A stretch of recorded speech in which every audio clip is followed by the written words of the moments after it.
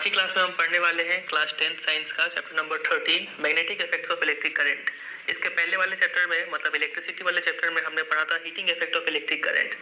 किसी भी वायर से जब करंट गुजरता है तब वहाँ पे हीट प्रोड्यूस हो जाता है, इसको बोलते थे heating effect of electric current. इस चैप्टर में हमें पढ़ना है magnetic effect of electric current, मतलब जब किसी भी वायर से करंट गुजरेगा तो यहाँ पे मैग्नेटिक इफेक्ट प्रोड्यूस हो जाएगा। अब इसको साबित करने के लिए एक एक्टिविटी यहाँ पे बताया गया है। ज़्यादा कोई भारी सारी एक्टिविटी है नहीं, सिंपल सा एक्टिविटी है कि किसी भी आप कॉपर वायर कोई भी कंडक्टर ले लीजिए और उसमें से करंट पास कीजिए और पास में यहाँ पे एक कार्डबोर्ड में एक मैग्नेटिक कंपास रख दीजिए। ठीक है, आपको दिख रहा है यहाँ पे ये जो XY आपको दिख रहा है ये एक लॉन्ग स्ट्रेट कंडक्टर है और ये ABCD एक कार्डबोर्ड पे एक मैग्नेटिक कंपास रखा हुआ है, उसका ये नीडल है जो एरो से दिखाया गया है। जैसे ही आप स्विच ऑन कीजिएगा, इस की को प्रेस कीजिएगा, वैसे ही ये जो कंपास का नीडल है वो डिफ्लेक्ट होगा। डिफ्लेक्ट होगा मतलब हिलेगा। ये तभी हिलता है जब आसपास इसका मैग्नेट हो। आसपास यहाँ पे मैग्नेट का काम कौन कर रहा है? ये XY कर रहा है। तो जैसे ही हम किसी कंडक्टर से करंट भेजते हैं उसमें मैग्नेटिक इफेक्ट प्रोड्यूस होता है और उस मैग्नेटिक इफेक्ट के कारण ये जो कंपास का नीडल है वो डिफ्लेक्ट होता है। समझे? तो इस एक्टिविटी से ये प्रूव हो रहा है कि जो एक कोई भी करंट कैरिंग कंडक्टर है वो क्या प्रोड्यूस करता है? मैग्नेटिज्म प्रोड्यूस करता है। तो वही इस एक्टिविटी में लिखा हुआ है। ठीक है, तो we see that the needle is deflected, it means the electric current through the copper wire has produced the magnetic effect. समझ में आ गया? इसका मतलब हम बोल सकते हैं कि इलेक्ट्रिसिटी और मैग्नेटिज्म दोनों क्या है? लिंक्ड एक दूसरे से। तो आप देखिए, अब यहाँ पे एक बात समझना होगा।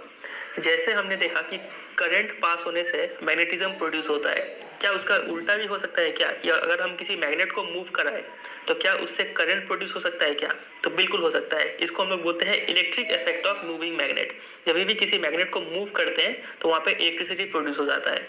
तो इस चैप्टर में हमें यही दो चीज़ पढ़ना है। पहला तो हमें पढ़ना है magnetic effect of electric current और दूसरा चीज़ है electric effect of moving magnet. ये दो चीज़ हमें पढ़ना है।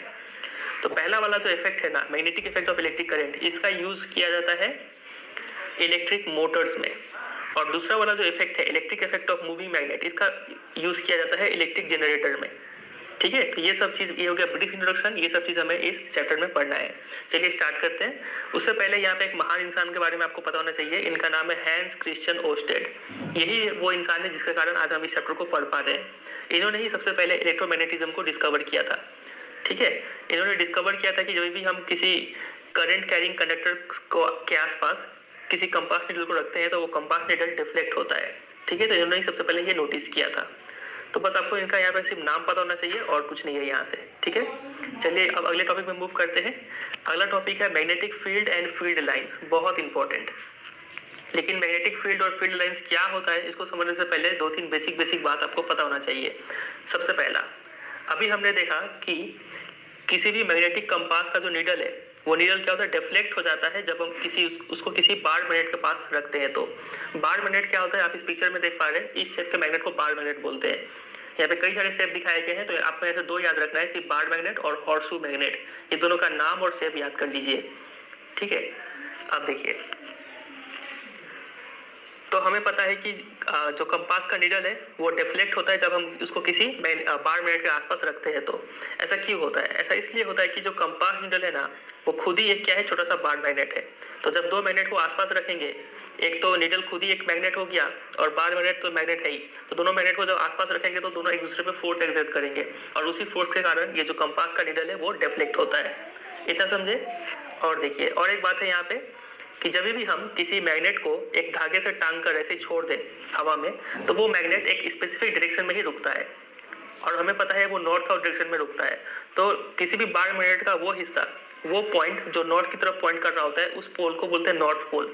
और वो पॉइंट जो साउथ की डायरेक्शन में जो रुका हुआ होता है उसको बोलते हैं साउथ पोल। ये सबको पता है ये सब बात। ठीक है, तो उसी तरीके से जो कंपास है, जो मैग्नेटिक कंपास है ना, तो उसका नीडल भी, तो ये नीडल तो खुद ही एक बार मैग्नेट है, तो इसको भी जब हम लोग ऐसे ही छोड़ देंगे, फ्रीली रखे रहेंगे कहीं पर, तो ये हमेशा नॉर्थ साउथ डायरेक्शन में ही रुका होता है। तो इसका वो हिस्सा जो नॉर्थ की तरफ पॉइंट कर रहा है उसको हम लोग बोलते हैं नॉर्थ पोल, और वो हिस्सा जो साउथ की तरफ पॉइंट कर रहा होता है उसको बोलते हैं साउथ पोल। ठीक है, तो वही यहाँ पे लिखा है कि the ends of the compass needle के जो एंड होते हैं ना, वो अप्रोक्सीमेटली कहाँ पॉइंट कर रहे होते हैं? Towards north and south direction में पॉइंट कर रहे होते हैं। तो एंड पॉइंटिंग टुवर्ड्स नॉर्थ को बोला जाता है नॉर्थ सीकिंग या फिर नॉर्थ पोल। सिंपली हम लोग नॉर्थ पोल बोल के जानते हैं। और द अदर एंड जो साउथ की तरफ पॉइंट कर रहा होता है उसको हम लोग बोलते हैं साउथ सीकिंग या फिर साउथ पोल।